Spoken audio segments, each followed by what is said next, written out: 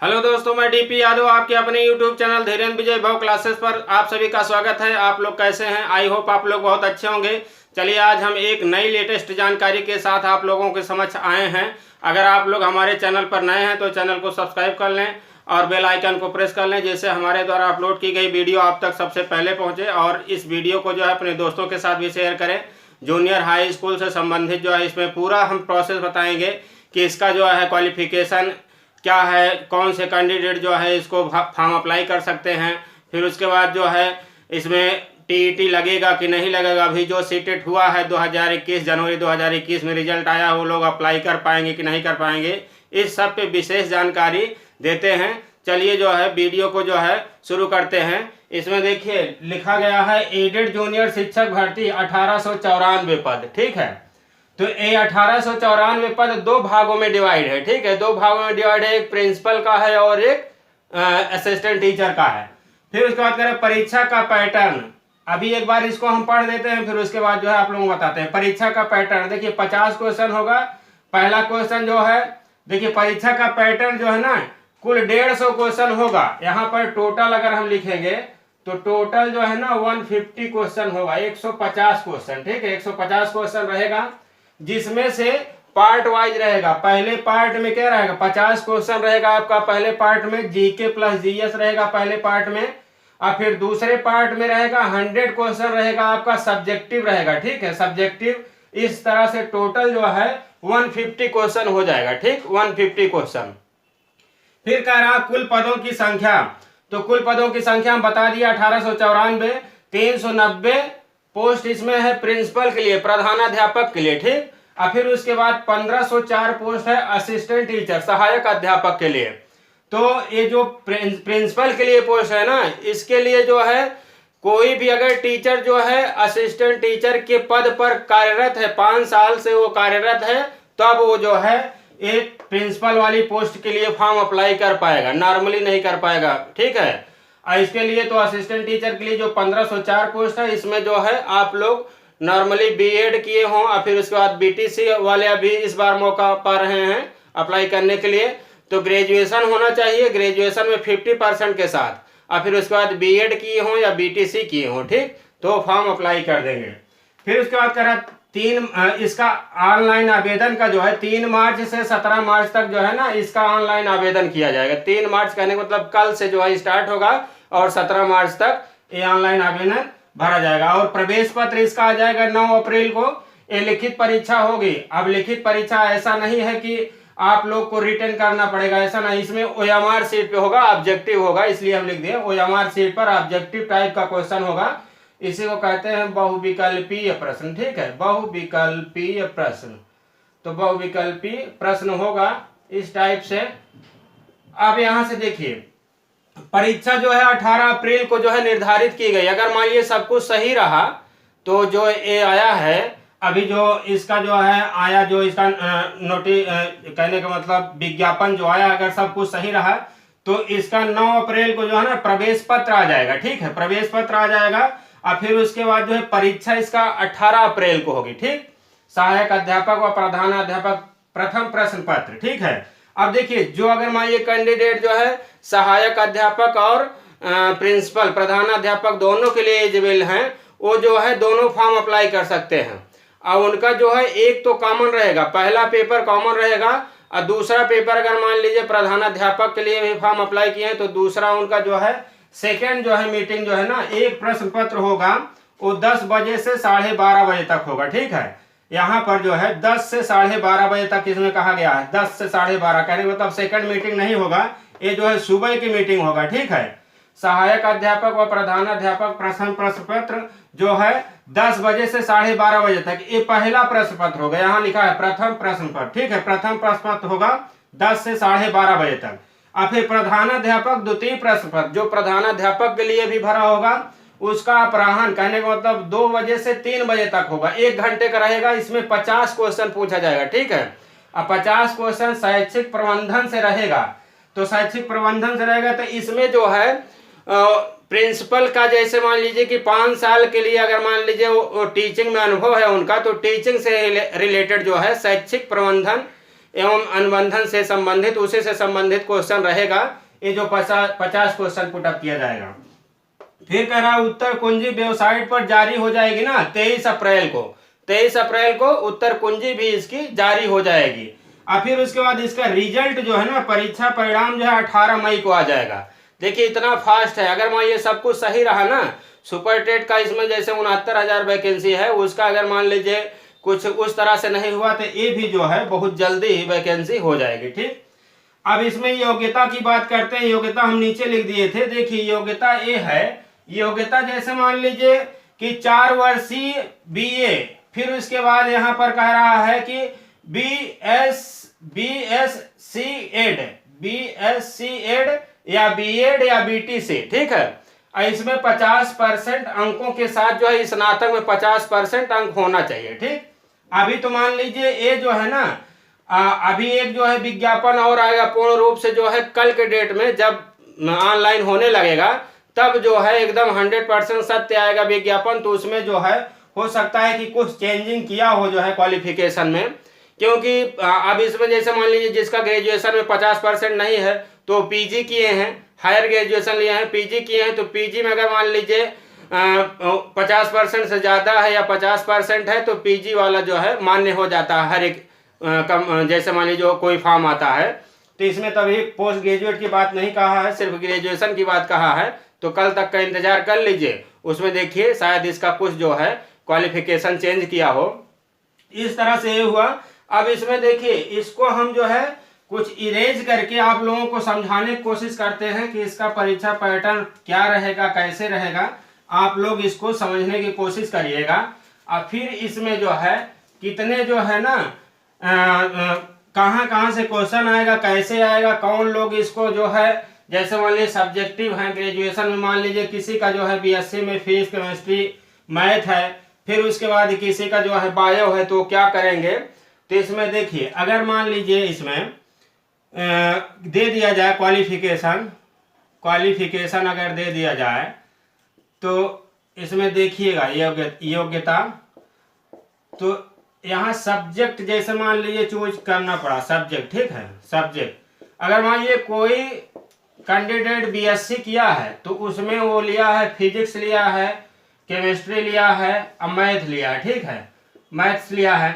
तो इसमें कुछ यूनिवर्सिटी जो है ना, कुछ यूनिवर्सिटी जो है 2 सब्जेक्ट को जो है ना लास्ट ईयर तक 2 सब्जेक्ट लेके चलती हैं। लास्ट ईयर तक जो है कुछ यूनिवर्सिटी जो है लास्ट ईयर तक 2 सब्जेक्ट के साथ जो है ना ग्रेजुएशन कराती हैं। लास्ट ईयर तक 2 सब्जेक्ट के साथ स्नातक कराती हैं। ठीक है, स्नातक। तो जैसे मान लीजिए कोई अगर मान लीजिए फर्स्ट ईयर सेकेंड ईयर में लिया है फिजिक्स केमिस्ट्री मैथ, और फिर लास्ट ईयर में जो है एक छोड़ दिया, सपोज करिए कि केमिस्ट्री छोड़ दिया। ठीक है, केमिस्ट्री को अगर मान लीजिए छोड़ दिया है कोई कैंडिडेट, इसको छोड़ दिया, तो अब उसका जो है लास्ट ईयर किससे होगा, लास्ट ईयर होगा फिजिक्स और मैथ से। ठीक है, तो last year physics plus math. अब जो लास्ट ईयर से किया है ना, तो आप जैसे मान लीजिए फॉर्म भराएगा तो ये मैथमेटिक्स के साथ भराएगा। ठीक है, वो कैंडिडेट जो है किस सब्जेक्ट से फॉर्म भरेगा, मैथ से फॉर्म भरेगा। ठीक, अगर इसी में अगर मान लीजिए जैसे मान लीजिए होता कि मैथ ना लिया होता, बायो लिया होता। ठीक है, अगर यही बायो होता, बायोलॉजी, ठीक है, बायोलॉजी होता तब क्या होता, तो ये मैथ कट जाता। ठीक है, मैथ कट जाता, बायोलॉजी हो जाता उसके स्थान में, तो यहाँ हो जाता फिजिक्स केमिस्ट्री बायो। तो लास्ट ईयर में जैसे मान लीजिए बायो तो उसका रहेगा ही, तो यहाँ पर बायो तो रहेगा ही। अब बायो के साथ एक जैसे मान लीजिए केमिस्ट्री ले लिया। ठीक, केमिस्ट्री ले लिया, तो ये जो है जब फॉर्म भरेगा ना, तो ये विज्ञान से भरेगा। ठीक है, विज्ञान से फॉर्म भरेगा, विज्ञान विषय के साथ फॉर्म भरेगा।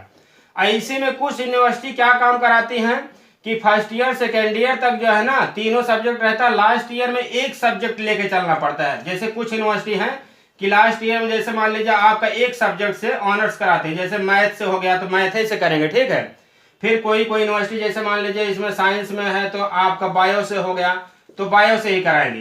तो मैथ वाले जो है कैंडिडेट ये गणित से भरेंगे। ठीक है, मैथ से भरेंगे फॉर्म। अब बायो वाले जो है ये विज्ञान से फॉर्म भरेंगे। ये बात समझ में आ गई होगी, हम उम्मीद करते हैं कि ये बात हमारी बताई हुई समझ में आ गई होगी आप लोगों को। फिर यहीं जैसे मान लीजिए इसको जो है आप लोग यहाँ से देखिए, ये दिखाई दे रहा होगा। जैसे मान लीजिए लैंग्वेज वाले कोई है ना, लैंग्वेज वाले जैसे मान लीजिए हिंदी लिए हैं, ठीक, हिंदी है उनका सब्जेक्ट। फिर उसके बाद संस्कृत है, ठीक है, संस्कृत है। फिर या तो यहाँ पर उर्दू है, उर्दू हो गया। फिर हो गया बांग्ला हो गया, ठीक है, इस तरह से। तो अब फिर उसके बाद एक इंग्लिश है। ये सब सब्जेक्ट अगर मान लीजिए ये लैंग्वेज वाला किए हैं ना, भाषा से, तो लैंग्वेज वाले हिंदी से भर सकते हैं, संस्कृत से भर सकते हैं, और उर्दू से भर सकते हैं, बांग्ला से, इंग्लिश से। लैंग्वेज वाले इससे भर सकते हैं। इसी में एक होंगे एसएसटी वाले, सोशल साइंस वाले। तो मैथ, अगर मैथ साइंस से नहीं है ना, तो वो लोग सोशल साइंस से फॉर्म अप्लाई करेंगे, ठीक। ये बात समझ में आ गई होगी। अब यहाँ से देखो इसको इरेज करते हैं। अब फिर जो है और हम थोड़ा से कुछ समझाने की कोशिश करते हैं, आप लोग समझिएगा इसमें क्या कैसे जो है ना आएगा, किस हिसाब से इसका जो है काउंट किया जाएगा। जैसे सपोज करिए कि टोटल जो है ना, टोटल क्वेश्चन जो रहेगा 150 रहेगा, ठीक है, 150 क्वेश्चन रहेगा टोटल। और जिसमें से हमें क्या काम करना पड़ेगा कि ये दो पार्ट में रहेगा, first part plus second part, ठीक है, first part plus second part plus second part, ये दो पार्ट में डिवाइड रहेगा। अब देखिए फर्स्ट पार्ट जो है ना, ये इसमें जो रहेगा आपका जीके प्लस जीएस, ठीक है, GK plus GS plus current, ये सब इंक्लूड रहेगा। ये 50 क्वेश्चन रहेगा, ठीक है, ये कितना रहेगा, 50 क्वेश्चन का रहेगा। ये सब के लिए कंपलसरी है। अब यहाँ से चेंज होगा, ये सब्जेक्टिव है। जैसे मान लीजिए ये सब्जेक्टिव हो गया, ठीक है, सब्जेक्टिव हो गया। तो कोई अगर मान लीजिए मैथ से है तो यहाँ गणित से अपना जो है 100 क्वेश्चन जो है ना उसका मैथ से ही आएगा, 100 क्वेश्चन मैथ से ही आएगा, ठीक, 100 क्वेश्चन मैथ से आएगा। फिर उसके बाद जो है अगर मान लीजिए कोई साइंस से है तो उसका 100 क्वेश्चन जो है ना साइंस से आएगा, 100 क्वेश्चन साइंस से आएगा। अब कोई मान लीजिए जिसका एसएसटी है तो एसएसटी का 100 क्वेश्चन आएगा। अगर मान लीजिए कोई भाषा से है तो भाषा से उसका जो है 100 क्वेश्चन भाषा से आएगा। भाषा हम बता दिए कि हिंदी हो सकता है, इंग्लिश हो सकता है, फिर उसके बाद जो है आपका उर्दू हो सकता है, बांग्ला हो सकता है, हाँ, ठीक। तो इस तरह से जो है आपका हो जाएगा। अब इसमें कोई दिक्कत नहीं होगी। इसमें देखिए अब ये समझा दिए। अब देखिए इसका जो है ना किस तरह से जो है ये चलेगा, एग्जाम में कैसे ये बनेगा, ठीक है। इसका जो है एग्जाम में परसेंटेज मेरिट कैसे बनेगा, ठीक है, मेरिट की बात करते हैं। तो देखिए एग्जाम में मेरिट कैसे बनेगी, एग्जाम में मेरिट लिस्ट कैसे बनेगी, मेरिट लिस्ट, ठीक है, मेरिट लिस्ट कैसे होगी। तो यहाँ पर देखिए अभी जो कोई सुपर टेट दिया होगा 69,000 का तो उसको पता होगा, ठीक है, सेम टू सेम वही प्रोसेस है। यहाँ पर एकेडमिक होगा जो है आपका, एकेडमिक लेगा 40%। एकेडमिक में देखिए जैसे मान लीजिए 10th का ले लिया, 10th का 10%, फिर 12th का ले लिया, 12th का 10%, फिर उसके बाद यहाँ कोई बीए किया है या कोई बीएससी किया है या कोई बीकॉम किया है, ठीक है, बीकॉम किया है तो इसका 10% ले लिया। और फिर यहाँ पर कोई जैसे मान लीजिए बीएड किया है या बीटीसी किया है, ठीक है, या डीएलएड जो कोई किया है, बीटीसी किया है तो इसका 10%। इस तरह से कुल मिला के 10, 20, 30, 40% ये टोटल हो गया, ठीक है, 40% हो गया। अब 40% अगर मान लीजिए किसी को अगर मान लीजिए नहीं निकालने आता है तो सपोज करिए कि किसी का जो है हाई स्कूल में जो है ना 60% है, ठीक है, 60% है। तो 60% अगर मान लीजिए है तो इसको अगर मान लीजिए 10 से डिवाइड करोगे ना, तो 10 से डिवाइड करोगे तो यहाँ पर इसका 6 नंबर जुड़ जाएगा, ठीक है। इसी तरह से इंटर में मान लीजिए किसी का जो है आपका है 70% है, 70% को 10 से डिवाइड करोगे तो यहाँ 7 नंबर ऐड हो जाएगा, ठीक। इसी तरह से बीएससी में मान लीजिए है आपका किसी में मान लीजिए 65% है तो 10 से डिवाइड करोगे तो 6.5 आ जाएगा। और फिर उसके बाद बीएड में मान लीजिए किसी का 80% है तो 10 से डिवाइड करोगे तो यहाँ से हो जाएगा 8 नंबर। एकेडमिक कितना हो गया, जैसे मान लीजिए हम यहाँ देखते हैं ये हो गया 8, 7, 15, 15, 6, 21, 21, 6, 27, 27.5, ठीक है। एकेडमिक इसका हो गया कितना 27.5 एकेडमिक हो गया। फिर उसके बाद जो है यहाँ से देखिएगा दिखाई दे रहा होगा, यहाँ से आएगा जैसे मान लीजिए सुपर टेट, हाँ, एसटीईटी में अगर मान लीजिए 150 का हुआ, ठीक है, 150 का हुआ और 150 में अगर मान लीजिए कोई 105 नंबर लाया, ठीक है, तो इसी 105 नंबर का 60% निकालेंगे, ठीक है, 60% निकालेंगे 105 नंबर का, तब जितना होगा। ऐसा नहीं कि 150 का में निकलेगा, जितना कैंडिडेट गेन किया होगा 150 में ना, उसी का 60% निकलेगा, तब यहाँ हो जाएगा। अब इसका 60% निकालने के लिए जैसे मान लीजिए 2.5 से अगर डिवाइड कर देंगे 105 को 60% निकालने के लिए, तो डायरेक्ट आ जाएगा। 2.5 से डिवाइड करेंगे इसको तो ये आ जाएगा लगभग 42 आ गया। तो यहाँ से 27 है, यहाँ से 42, तो यहाँ से 27.5 प्लस 42, तो यहाँ से कितना इसका गुणांक बन गया, ये बन गया 7 2 9 और फिर 4 2 6, 69.5, 69.5% जो है इसका गुणांक बन गया, 69.5, 69.5 बन गया, ठीक है गुणांक।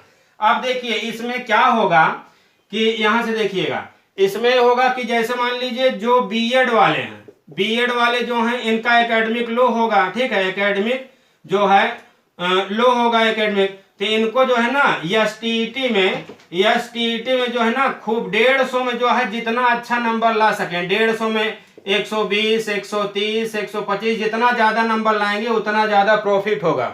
अब बीटीसी वाले का तो जो है एकेडमिक जो है अच्छा ही रहता है, एकेडमिक जैसे मान लीजिए इनका 29, 30, 31 तक भी एकेडमिक रहता है। तो ये लोग जो है ना सुपर टेट में अगर मान लीजिए कुछ नंबर कम भी लाते हैं तब भी इनका मेरिट जो है ना मेंटेन हो जाता है।